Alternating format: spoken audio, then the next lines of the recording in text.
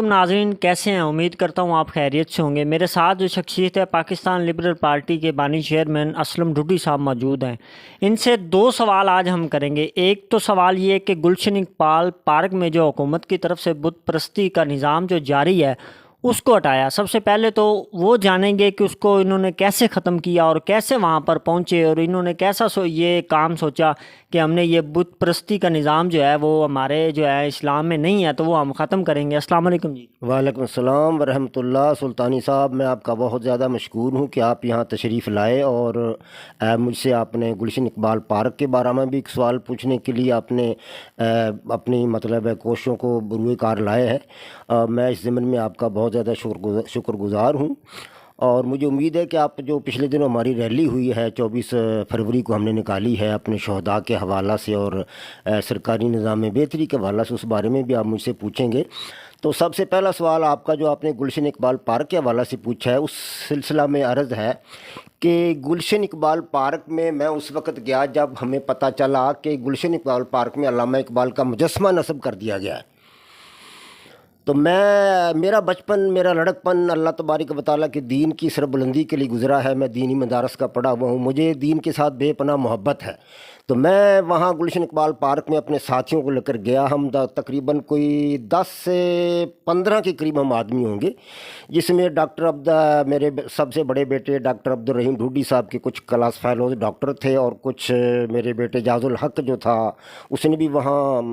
Raiwind road پہ ہے اپنا technical college Raiwind road Lahore, وہاں سے اس نے DAE کیا تھا سول انجینئرنگ میں، جو شہید ہو گیا میرا بیٹا، اس کے کچھ کلاس فیلوز تھے، اور میرے کچھ M.Ed کے کلاس فیلوز تھے پنجاب یونیورسٹی کے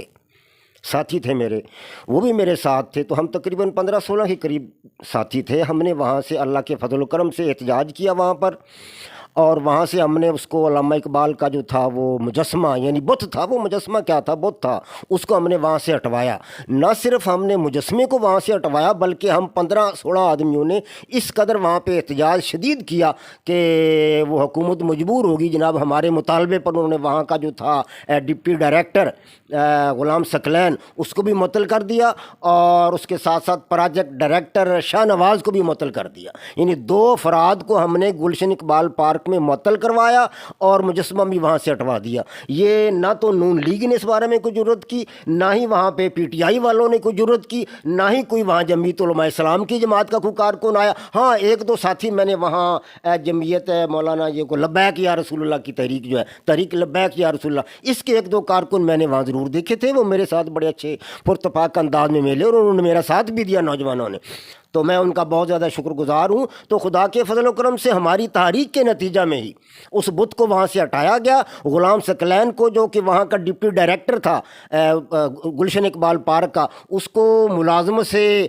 معطل کر دیا گیا، اور نمبر 2 پہ جو تھا شاہ نواز، وہاں کا جو پروجیکٹ ڈائریکٹر تھا، یعنی جس نے یہ پروجیکٹ بنایا تھا، اس کو بھی حکومت نے ملازمت سے معطل کر دیا۔ یہ سب کچھ خدا کے فضل کرم سے ہماری تحریک کے نتیجہ میں ہوا۔ لبرل پارٹی پاکستان لاہور اور لبرل پارٹی پاکستان ڈونگا بونگا، گویا کہ کل پاکستان لبرل پارٹی کے یہ تعاون سے اور یہ ان کے کاوش کے ساتھ یہ سب کچھ ہوا۔ ضلع بھاون نگر کی عوام کو یہ معلوم نہیں تھا کہ آپ بت جو ہے وہ ختم وہاں سے ہٹانے کے لیے گئے ہیں۔ آپ کا کچھ دن پہلے ایک انٹرویو جاری ہوا ہے، اس انٹرویو کے بارے میں آپ کہیں گے؟ وہ لڑکی جو ہے وہ علامہ اقبال کا شعر سننا چاہتی تھی، اس حوالے سے آپ کیا کہیں گے؟ ہاں، یہ بھی آپ نے درست پوچھا ہے۔ میں وہاں پہ جب ہم علامہ اقبال کا بت ہٹانے کے لیے جستجو میں تھے، کاوش میں تھے، تو وہاں دراصل ایک اکا دکا لوگ تو پھر رہے تھے۔ کچھ ایسے لوگ بھی تھے جو چاہتے تھے کہ علامہ اقبال کا بت یہاں سے ہٹا دیا جائے، کچھ ایسے لوگ بھی تھے جو یہ چاہتے تھے یار یہ تو احترام کے لیے لگایا گیا، یہ نہیں ہٹانا چاہیے۔ ہماری تھیوری اس سے مختلف تھی۔ ہم یہ کہتے تھے کہ آج اگر علامہ اقبال کا بت لگایا گیا ہے تو کل کو لوگ کہیں گے جی کہ قائد اعظم محمد علی جناح تو پاکستان بنانے والے ہیں، علامہ اقبال نے تو اس کا خواب دیکھا ہے صرف پاکستان کا، تو محمد علی جناح کا بھی مجسمہ لگا دیا جائے۔ کل کو پھر ایک اور نسل اٹھے گی، ہماری آئندہ جو نسل ہے ان میں سے کچھ لوگ اٹھیں گے اور وہ کہیں گے یار قائد اعظم محمد علی جناح اور علامہ اقبال کا مقام تو چھوٹا ہے، حضرت داتا گنج بخش اجمیری کا مقام تو بہت بڑا ہے، تو ان کا مجسمہ بھی لگایا جائے۔ تو پھر آہستہ آہستہ ان کے بعد کچھ اور لوگ اٹھ کھڑے ہوں گے، وہ کہیں گے یار حضرت داتا گنج بخش اجمیری اور قائد اعظم رحمۃ اللہ علیہ اور علامہ محمد اقبال سے بڑا مقام تو حضرت علی کا ہے، تو کیوں نہ حضرت علی کا مجسمہ بھی لگا دیا جائے۔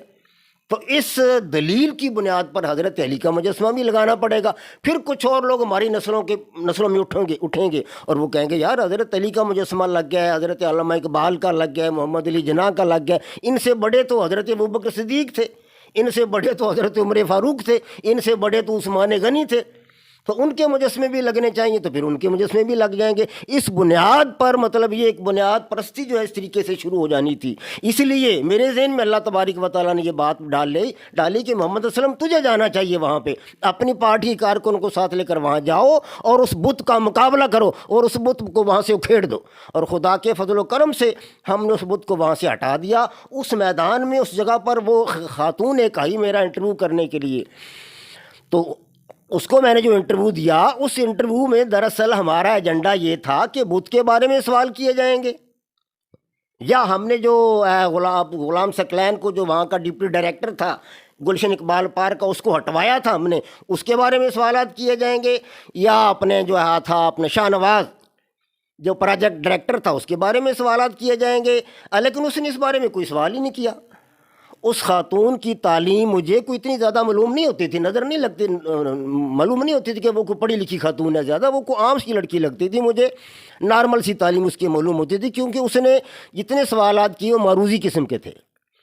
سیاست دانوں سے معروضی ٹائپ سوالات نہیں کیے جاتے. مثال کے طور پر اس نے سب سے پہلے مجھ سے یہ پوچھا جناب آپ بتائیں علامہ اقبال کی تاریخ پیدائش. اور اس کے جواب میں آپ کو یاد ہوگا میں نے کیا کہا, میں نے کہا تھا علامہ اقبال کی تاریخ پیدائش جو بھی ہے, یہ جواب دیا تھا میں نے اس کو, یعنی علامہ اقبال کی تاریخ پیدائش جو بھی ہے کا مطلب یہ تھا, میں اس کو بتا رہا تھا کہ آپ کا سوال غیر سنجیدہ ہے, آپ کا سوال غیر معقول ہے, آپ کا سوال غیر ضروری ہے. سیاست دانوں سے یا سیاسیات سے تعلق رکھنے والے لوگوں سے اس قسم کے سوالات نہیں پوچھے جاتے. یہ سوالات تو بچوں سے پوچھے جاتے ہیں جی کہ علامہ اقبال کی تاریخ پیدائش کیا ہے, قائد اعظم محمد علی جناح کب پیدا ہوئے, پاکستان کب بنا بتاؤ, محمد علی بوگرا پینٹ پہنا کرتے تھے یا چادر پہنا کرتے تھے, شلوار پہنا کرتے تھے جی, محمد علی جناح کی جو تھی وہ اپنا شیروانی اس کے بٹن کتنے تھے, علامہ اقبال کی جو ٹوپی تھی اس کا رنگ کیسا تھا. یہ سوال تو یہ جو بچوں سے پوچھے جاتے ہیں امتحانات میں, یا پوچھے جاتے ہیں وہ جو ہوتے ہیں اپنے کوئز مقابلوں میں, جیسا کہ ٹی وی میں آتے ہیں کوئز مقابلے, وہ جو کون بنے گا کروڑ پتی, وہ سوال پوچھتے ہیں جناب کہ بتاؤ دریا سندھ کی لمبائی کتنی ہے اور ماؤنٹ ایوریسٹ کتنی اونچی ہے, کیٹو کی پہاڑی کتنی اونچی ہے, سب سے پہلے ماؤنٹ ایوریسٹ کو کس نے فتح کیا. یہ سوالات کوئز مقابلے میں پوچھے جاتے ہیں. تو اس کو جو میں نے جواب دیا کہ علامہ اقبال کی تاریخ پیدائش جو بھی ہے, اس کا مطلب یہ تھا وہ یہ بات سمجھ جائے کہ یہ میں نے سوال نامعقول کیا ہے. سیاست دانوں سے جو سوالات کیے جاتے ہیں وہ معروضی ٹائپ نہیں ہوتے, وہ ہوتے ہیں انشائیہ ٹائپ, یعنی ان میں کوئی آئیڈیالوجی ہوتی ہے, کوئی نظریہ ہوتا ہے, کوئی خیال ہوتا ہے, ان کا خیال جانا جاتا ہے, ان کی آئیڈیالوجی جانی جاتی ہے, ان کا نظریہ جانا جاتا ہے. لیکن اس نے اس بارے میں کوئی سوال نہیں کیا. میں سمجھا کہ یہ لڑکی خالی ہے, اسے سوال کرنے ہی نہیں آتے. اب آپ بھی تو سوال کر رہے ہیں, کتنے شستہ سوالات کر رہے ہیں, حالانکہ آپ بہت ابھی تھوڑے سے دنوں سے آپ اس فیلڈ میں آئے ہیں, تو لیکن اس کے باوجود آپ نے میرا پہلا انٹرویو کیا تو کتنے اچھے سوالات آپ نے کیے, آج بھی بہت اچھے اور عمدہ سوالات آپ کر رہے ہیں.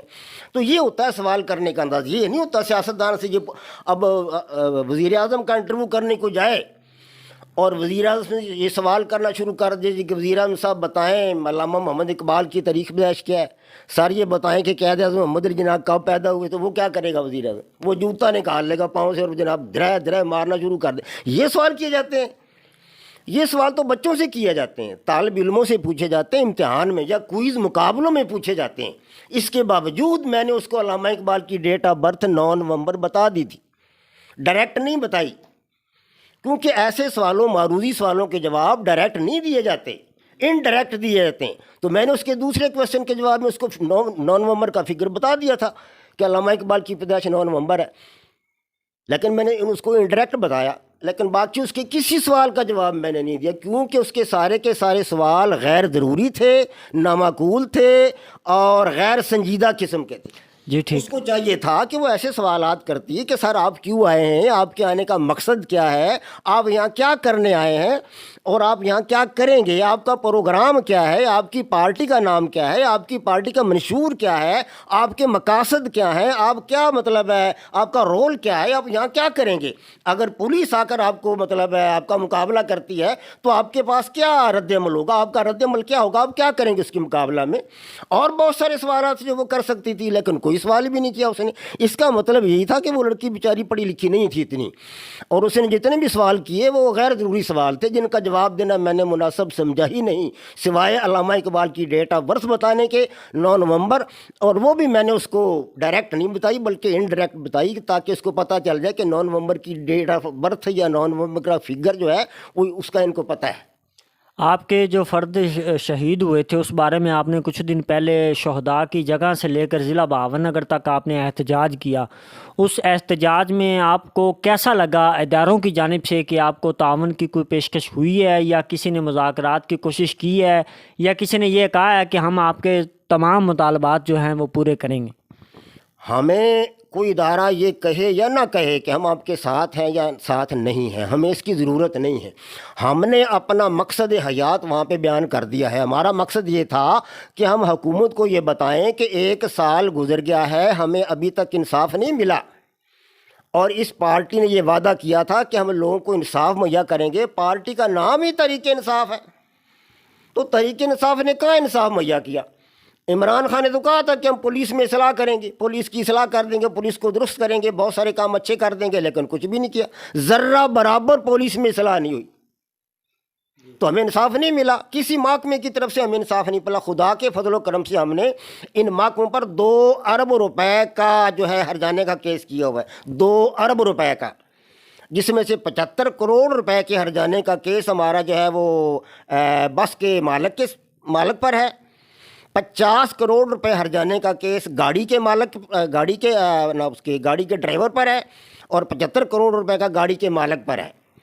گاڑی کے ڈرائیور پر 50 کروڑ روپے ہرجانے کا کیس ہے، اور اسی طرح محکمہ پولیس پر، کیونکہ یہ بھی بڑی ذمہ دار ہے، نہ انہوں نے ڈرائیور کا لائسنس چیک کیا، نہ گاڑی کی رجسٹریشن چیک کی، نہ گاڑی کو جناب انہوں نے گاڑی کا MVE چیک کیا، کچھ بھی چیک نہیں کیا پولیس والوں نے، اور ہمارا کیس بھی انہوں نے بگاڑ دیا۔ 50 کروڑ روپے کا ہرجانے کا کیس ہم نے پولیس پر کیا ہوا ہے، تقریباً 25 کروڑ روپے ہرجانے کا کیس ہم نے ٹریفک پولیس پر کیا ہوا ہے کہ انہوں نے کہیں اشارہ نہیں لگا ہوا، ٹریفک پولیس کا وہاں کوئی سپاہی تعینات نہیں تھا، باون نگر سے اورنگ آباد روڈ تک، پورے کے پورے روڈ پر کہیں بھی ہم نے ٹریفک پولیس کا سپاہی اس دن نہیں دیکھا۔ اس پر بھی ہم نے 25 کروڑ روپے ہرجانے کا دعویٰ کیا۔ اس کے علاوہ اور کئی محکمے ہیں جنہوں نے غفلت کا مظاہرہ کیا، ہمیں مجموعی طور پر ہم نے 2 ارب روپے ہرجانے کا کیس دائر کر دیا ہے ان محکموں پر، گاڑی کے مالک پر، کارواں ٹرانسپورٹ کمپنی پر اور ڈرائیور پر۔ اور خدا کے فضل و کرم سے ہم انصاف کے طلبگار ہیں، ہم عدالتوں میں مطلب جانے سے نہیں گھبراتے، قوانین کو ہم بھی جانتے ہیں، قوانین ہم نے پڑھے ہیں، گو ہمارا تعلق زیادہ تر ڈاکٹر شعبے سے ہے، اس فیلڈ سے ہے، میں ریٹائرڈ ٹیچر ہوں، لیکن میں لا پڑھتا رہتا ہوں، گوگل میں بہت ساری چیزیں ہیں، میں وہاں دیکھتا رہتا ہوں، بکس میں نے پڑھی ہیں لا کی، تو ہم لا کو جانتے ہیں خدا کے فضل و کرم سے۔ تو ہم قوانین کو اپنے ہاتھ میں نہیں لیں گے، قوانین کی مدد لیں گے۔ ہم نے اس دن بھی قانون کو ہاتھ میں نہیں لیا، ہم نے کوئی ناجائز کام نہیں کیا، ہم نے ڈپٹی کمشنر صاحب سے اجازت لی اور DPO صاحب سے اجازت لی، انہوں نے ہمیں اجازت دی کہ آپ یہ مارچ کریں، آپ یہ واک کریں اور آپ حکومت کی کمزوریوں کو بیان کریں اور عوام الناس کو بتائیں کہ حکومت میں یہ کمزوریاں، ہم نے وہ حکومت کی اجازت سے سب کچھ کیا۔ آئندہ بھی اگر ہم کچھ کریں گے تو وہ حکومت پاکستان کی اجازت سے کریں گے، ہم کوئی غیر قانونی قدم نہیں اٹھائیں گے۔ کوئی محکمہ ہمارا ساتھ دے یا نہ دے، اللہ تبارک و تعالیٰ کے فضل و کرم سے ہم اپنی قوت بازو پر ظلم کا مقابلہ کریں گے اور انشاءاللہ ان بازوؤں کو توڑ دیں گے جو ظلم کو لے کر آگے بڑھتے ہیں یا ظالم کی مدد کرتے ہیں۔ جی ناظرین، جیسا کہ آپ نے سنا کہ ہم انصاف لینے تک ہر حد تک جائیں گے اور ہم انصاف لے کر رہیں گے۔ دوسرا، جو اس لڑکی کا انٹرویو ایڈٹ کر کے چلایا گیا ہے، اس کے سوال جو ہیں وہ بت پرستی کے حوالے سے نہیں تھے، ان کے سوال ویسے بچوں والے سوال تھے، یہ کہنا ہے اسلم ڈوڈی پاکستان لبرل پارٹی کے چیئرمین کا۔ محمد اسلام سلطانی، اینکر پرسن، راج نیوز کو اجازت دیجیے۔ اللہ نگہبان۔